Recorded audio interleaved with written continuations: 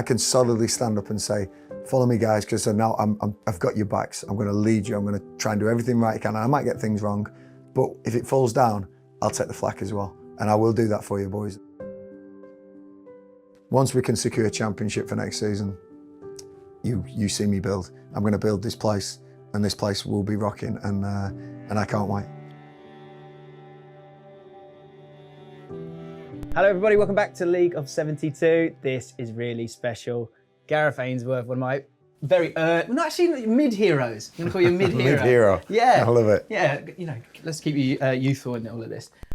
How are you, first and foremost? It's the international break. Yeah. You are QPR's manager. Yeah. How does that feel? Yeah, it feels amazing. You know, it was a wrench leaving Wycombe, obviously. It was the 10 years and a lot went into that, and I was in charge of everything, and we were flying. I think I broke the record for wins just before I left, you know, at that level. And it was just a phenomenal football club, and I can't thank everyone enough there for giving me this platform. But once QPR came knocking, it was always one of the probably two clubs that I've always said would be, you know, very, very hard to turn down. And, you know, the challenge is immense. The challenge is immense because this place has changed so much since I was here.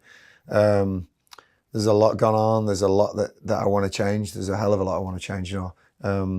But I need a few wins on the board as well to be able to be a championship side next year and make the change I want to make us great again. Because too many years now, this club's not really impacted, you know. And so, like I said, the wrench leaving Wycombe was horrendous. But the minute I walked in the door, I knew I'd make the right decision. I want to talk about you as a person, your career. I also think because of when we're chatting during an international break, I think it's a nice moment for you to kind of reflect and have a moment to talk about Wycombe as well, just for a second, because I think that the sort of goodbye, although the you know, we saw the speech on Twitter, which was incredibly powerful. When I put out you know, a tweet asking people for some questions, the Wycombe fans were there, ready to go, because you know, you mean so much to them. So we'll talk about that. But I actually want to go to a moment of real stress, because I imagine the first couple of weeks here at QPR have been pretty stressful as a fan. I'm finding them pretty stressful myself. But let me take you back to the 6th of April, 1993. So I kind of like to do this when I chat to different managers and find different... Can you remember that day? 6th of April. Don't worry if you don't. 1993. Did we play Bolton Wanderers? So you played 13 minutes in goal. Port Vale. Yes. Yeah. Against Port Vale, you conceded one. Yeah. And I was just thinking, when you're talking about real stress, because I always think, like, being a manager, wow, like that's frightening in terms of the stress, the strength, the personality that you've got to have. And I want to talk about that when it comes to you as well, because you obviously have it in abundance. But so it says here, goalkeeper Simon Farnworth was knocked unconscious. Yep. Gaz jumped in, went in goal, conceded a goal. And it played out a 2-2. Can you remember those 13 minutes after you conceded that first goal? I can remember. Are you going, oh, please just stay away from me? I can remember it, I can remember it. So, and when you talk about stress, I was so young, you know, I was 20 years old maybe that day, 20, coming up 21. And honestly, it was one of those moments where I was like, yeah, I'll do it. You know what I mean? I'll go in goal. Not realising that now the EFL won and I'm going in goal where it means so much, you know. Put these massive gloves on like it's a knockout almost, you know. It was ridiculous. But and I bet the goalie tops back then are not this sort of tailored short sleeve stuff. There was that's the time of maybe one sub or two subs. Right. You could have 5 subs, you know, so maybe 2 subs. And I think we'd have put one on, or we'd put 2 on.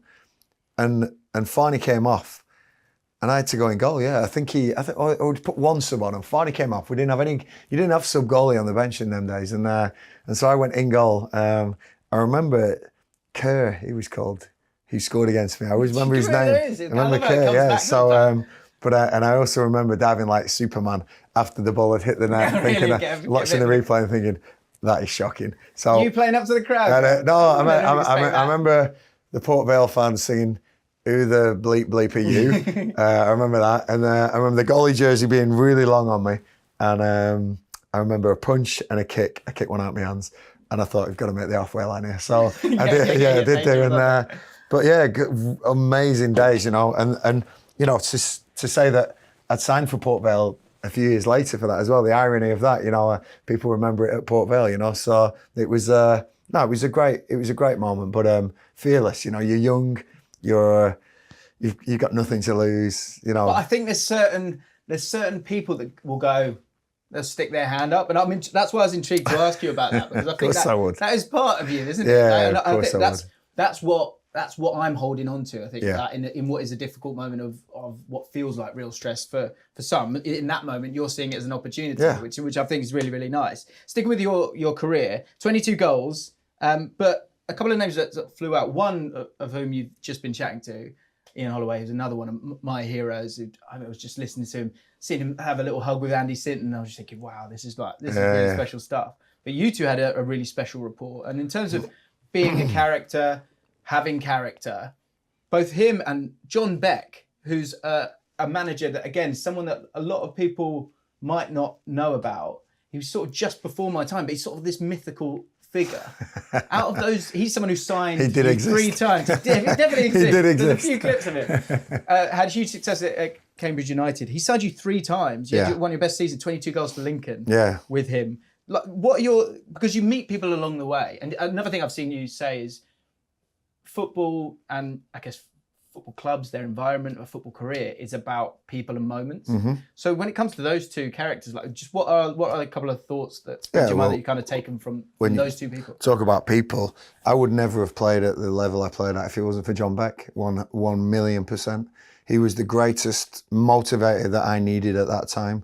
He worked on all my strengths and said, forget your weaknesses, forget what you're bad at, because everyone focuses on what you're bad at. Why not focus and make you better on what you're good at? And I took that into my managerial career, and what people are good at. I focused more on that because that makes you feel so good, And as a player, you're thinking, I can get past people. I'm quick. I can cross the ball with my right foot. I might not be able to cross the ball with my left foot, but don't play me on the left wing then, And that was so that these things were these moments that you talk about as well was making my debut in the Championship for Cambridge United, scoring the winner on that day. But the belief from John Beck, the people, the person who put that belief into me, these are really important people in my career. And John, for his tag of long ball, and he did, we played that way, but just the same as Sam Allardyce or Tony Pulis or Sean Dyche, who get lauded for how fantastic they've been as managers. John Beck sort of was a pioneer of this sort of stuff, and. I'm not saying that he got everything right, and he knows he didn't get everything right, but to get a group of players to do exactly what he wanted and to work on their strengths and to turn me into the person I was, not just the football player, but the person, motivation, take on any challenge, anything like that. He was the man for me, and I wouldn't have played in the Premier League if it wasn't for John Beck, 100%, and can't thank him enough. So, he's still around. Not as mythical as you think, but he really had a big impact on me. And Ollie, it's always a joy to I go, talk to me, Ollie. Like, whenever I get a chance to chat to him, especially about like one of my early teams was that team in the 90s, and we were sort of talking about the mix of different people.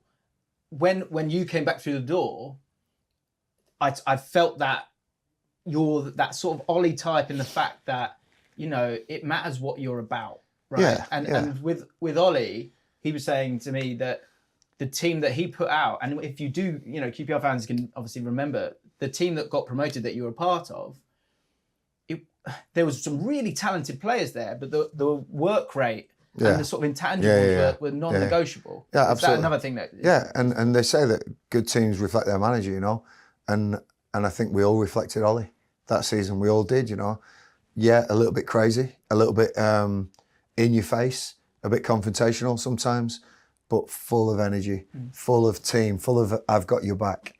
That's what Ollie was. That's what Ollie instilled in us that season. And I still to this day talk to a lot of that squad. A lot of them, we got promoted together at Hillsborough against all the odds with the season before, and the administration worries that were there the couple of years before that. I mean, he put together this team that he didn't buy any player.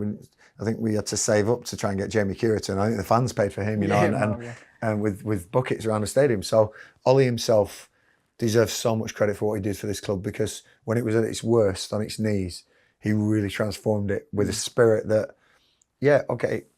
Premier League or with all the finances, all the money in the world, other people take that on. They do brilliant with that. Ollie galvanised this team with nothing, and we trained at Twyford Avenue.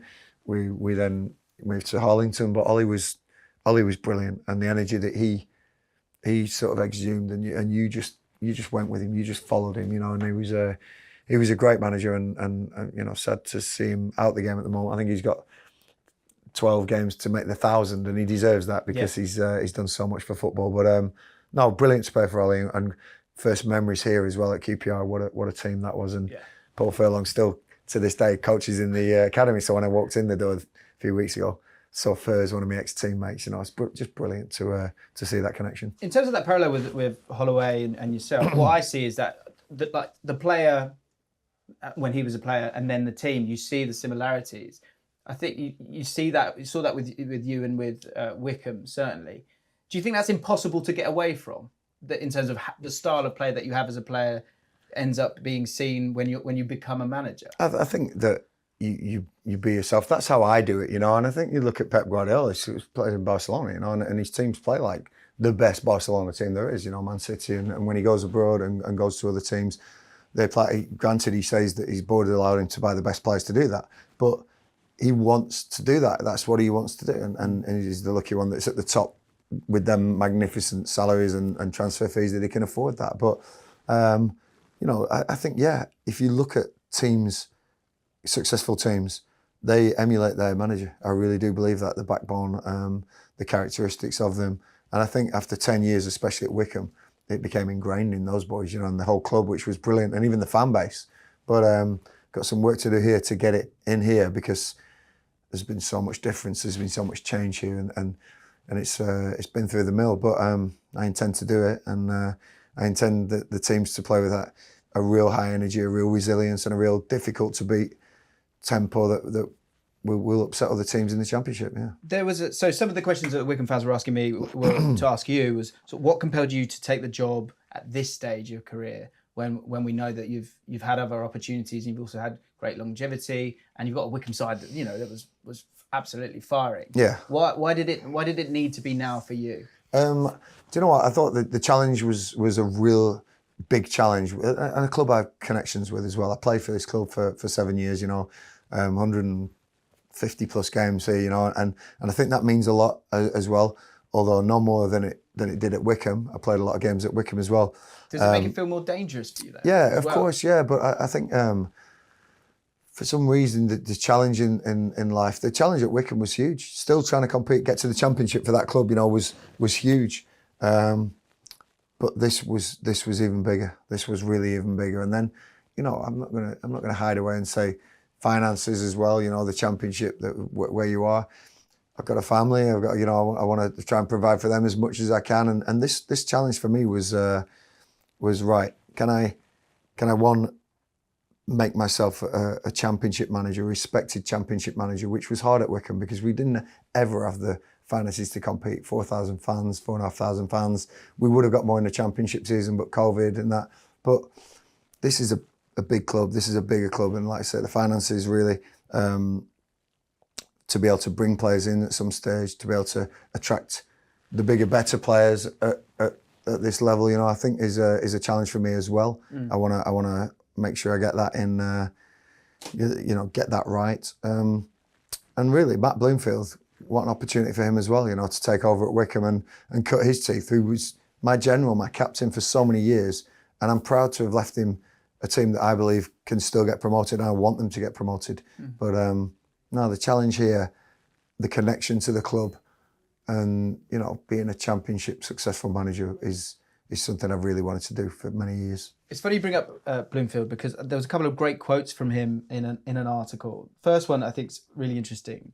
Is again, so when I get the opportunity to interview different people, I kind of start to zone in on certain kind of words. Yeah. And so with yourself, and feel free to tell me to believe this, can't you? If I get some of these words wrong, but personality was one for me straight away. But importantly, sort of the personality to be, and maybe it's bravery, to be authentic.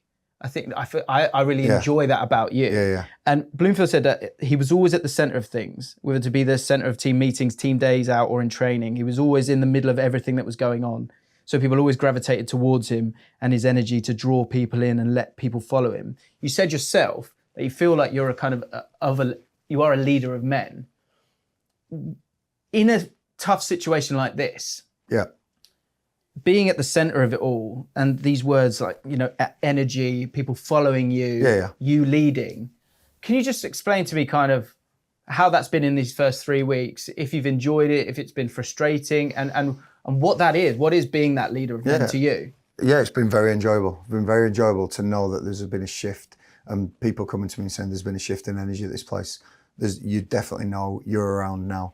There's definitely been a huge change here. So those words to me are saying, right, that's great. They know I'm here. The next bit is they know I'm here in a good way. What do you think why are you the centre of it all? I don't know. I'm a huge extrovert, as people always know, And we did on one of the LMA diplomas recently. I went off the scale on the extroverts thing, answering these questions. That's so interesting. So that's really? which is unbelievable because Dobbo, my assistant, is a total introvert, but I think that's how we work so well, So yeah, I like being the centre of attention. So that's, I think, growing up with a professional singer as a mum, she loved it as well, and I think that it's in the genes. You feel safe in that space. I feel safe in that space. I feel safe that I will be me, and me's good enough. And if it's not good enough for some people, then they're not worth it. And that's what I believe, because I know the values I carry. I know that they're good values. I know that I'm a good person, and I can solidly stand up and say, "Follow me, guys," because now I'm really, I've got your backs. I'm going to lead you. I'm going to try and do everything right I can. And I might get things wrong, but if it falls down, I'll take the flak as well. And I will do that for you, boys. And the boys have got to trust me. And one thing I've noticed about this group is there's a reluctance to trust at the moment, because I think they've been through so much. Yes. So many changes, so much change. This person left, this person said he was staying, he's left, he's gone. New person, he's staying, now he's gone, and this person took over, and it's like, wow, who can we trust here? What can we do? It's football, and these are young boys. These aren't 40-year-old guys who have had a lot of life experience. These are 20-year-old guys, 21-year-old guys thinking, and some of them are from great homes, some of them from broken homes, some of them from foreign countries. You've got to know that they're all different. They all need something different, and so I'm coming in and I'm trying to unify this, where I can get all these boys, no matter what background there is, together, bring them all together and have as QPR, and I'll be in the middle. Just follow me, just lead. I'll lead, you follow, boys, because I know we'll get success if we do this, because I've been doing it for 10 years and I've had plenty of success doing that. But I need buy-in, and I need probably a bit of time as well to produce what I want to produce, because I'm a builder. I'll build, but at the moment I need to turn around results very quickly. Once we can secure a championship for next season, you see me build. I'm going to build this place, and this place will be rocking, and I can't wait. A couple of the other words, just because I find that really interesting, the extrovert element of it. Because I think another word I had was humility. Because I think you're quite aware. Yeah. I think you're not sort of too above your station. But also there's you can never fall if you're humble. You never fall down, because you're always, and I'll say this to everyone, and I do say this to everyone, always look up and always think you can get higher. You can always climb higher. If you ever look down and think, I've made this and look how high I am, look how good I am, you'll fall down. You'll fall down, you'll slip and you'll go. Just keep looking up. So the humility I probably take for granted now, my upbringing, the life lessons I've had, in what I've gone through in my life, it's not been perfect, and I think that keeping that, knowing where you're from, knowing that there's always someone worse off than you, you're not hard done by ever. Keep climbing, keep working on, and keep positive, and keep trying to energize people. Give and give. It's not give and take. I'll never ever have a give and take relationship. Give and give, and I keep giving. And that's aligns with your career as well. The sort of the being released, playing in the conference as it was, and then making your way up all the way up to the Premier League. This fits in with it as well. Defying expectations were a couple of things that I thought was a big thing about you. And maybe I'm wrong here with the thick skin, because I wonder with this group, when you talk about them being young and having problems with trust, I was going to put forward is that do you and does this squad in a difficult moment need thicker skin, or do you think it's more they they need to know who they are, or what do you what do you think that Do you know is? what? If you can imagine this, where I want to put my skin around them all, and that'll be good enough, and that's thick enough for them, but they've got to come in and go, right, gaffer, yes, thanks, protect us, because I'll protect these boys. They're my boys, I will protect them. So thick skin, no. A bit of a belief and a trust, which is coming, believe me, it's coming. It's not a million miles away. You know, the way we played against Watford, we were fantastic, you know, and what a performance that was. So it's in there. And even the steps against Birmingham and Rotherham, even the game we lost, there's definitely building steps. There's definitely small building blocks here. So, but I'm saying, let me be the skin. Let me be that buffer for you. You go out and enjoy your football and be who you are, because you're good enough. But all those things you mentioned about me, all that resilience that I had to build up, I want to use in a positive way for these players and let them know that, yeah, I've been through this. It's not, everything hasn't been laid on for me. And I haven't just suddenly become this championship manager. I've had to work my socks off for this, and I'm not going to let it go. That buy-in, is that, you know, when the difference between the Wycombe job that you leave, when you've had that much longevity, you had a real, you were willing to utilise experience with, you know, Akinfenwa, I guess Joe Jacobson, lots of Vokes coming in, those kind of players.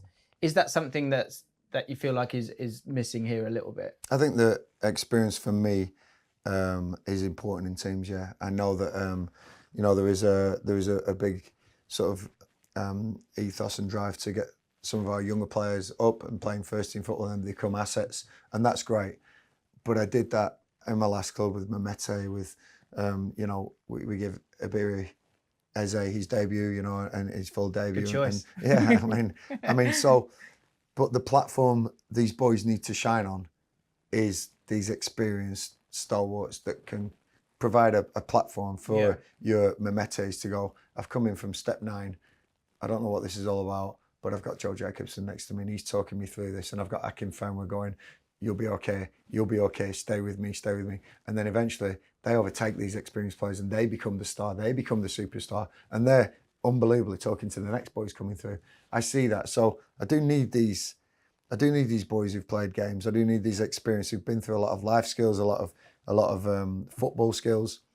But we've got some fantastic young players here as well, and I can't discount that they will play. Their talent is immense, but it's not all about the physical. This is so important, probably more important, and we're working hard on that side of things too. Go back to Wycombe, because again, I think it's interesting to sort of see those early years.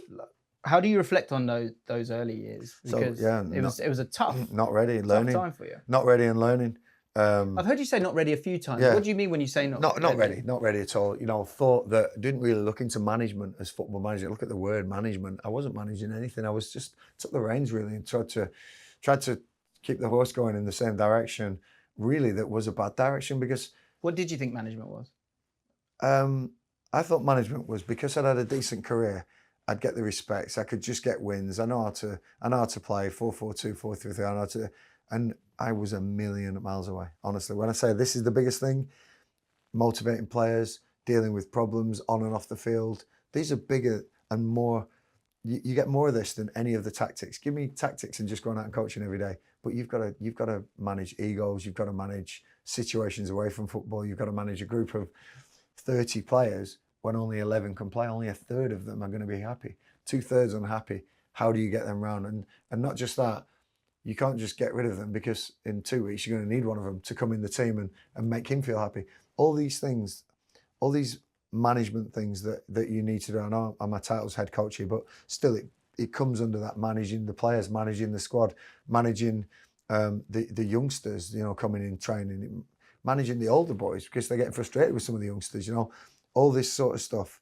And then we can get into tactics and breaking teams down and developing players in practices, you know. So, when I took over at Wycombe, honestly, I was like, I thought. Can you remember a specific moment you're like? Bit of a fraud, yeah. I'm a debt thing. Yeah, no. The season we almost went out the league, you know, honestly.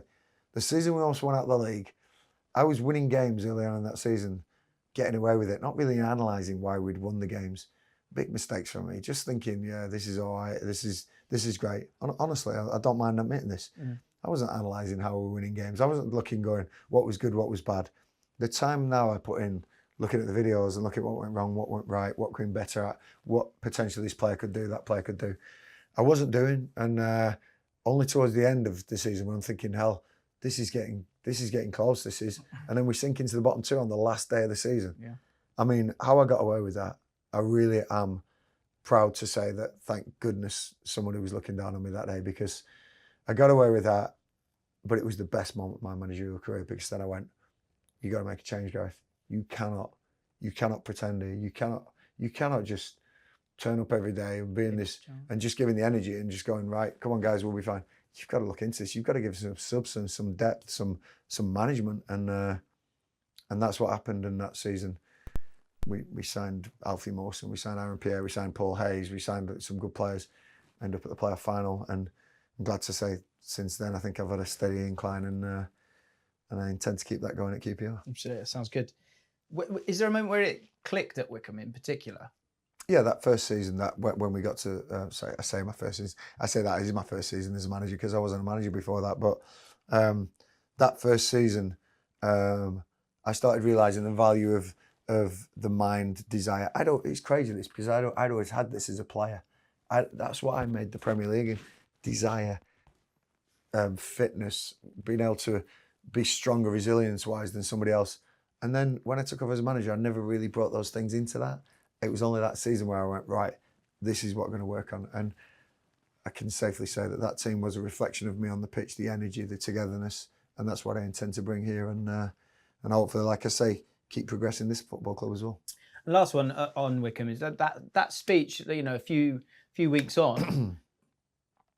Do you reflect on that speech? I don't know if you have watched it back or thought about it back, but you sort of, that's almost a career highlight, isn't it? Because of, that speech doesn't occur if you've not had the connection, the peoples and the moments. Yeah, and it was hard, that speech, because what you didn't see on that speech is you just saw me with the camera looking at me smelling. What you didn't see was the faces of some of the boys on the front row, and I'm genuinely saying they were welling up, and I'm not saying it's because I was leaving. It was just because it was a moment. It mattered. Yeah. And what we'd been through together, and I could get emotional. I'm an emotional guy. I live off emotion, and you have players like Gareth McCleary coming up to you saying you're the best manager I've ever had, and those moments, he's somebody who played in the Premier League, and he doesn't mean tactically. I know that for a fact, because he's had Steve Coppell, he's had some fantastic managers who were way better tacticians than me, but I think the person, and that what we talk about, people and moments, the connection we had as people and the moments we shared together, that's what makes it. And I still go on about that is what the world is about, and that's what my world is about, and that's important to me.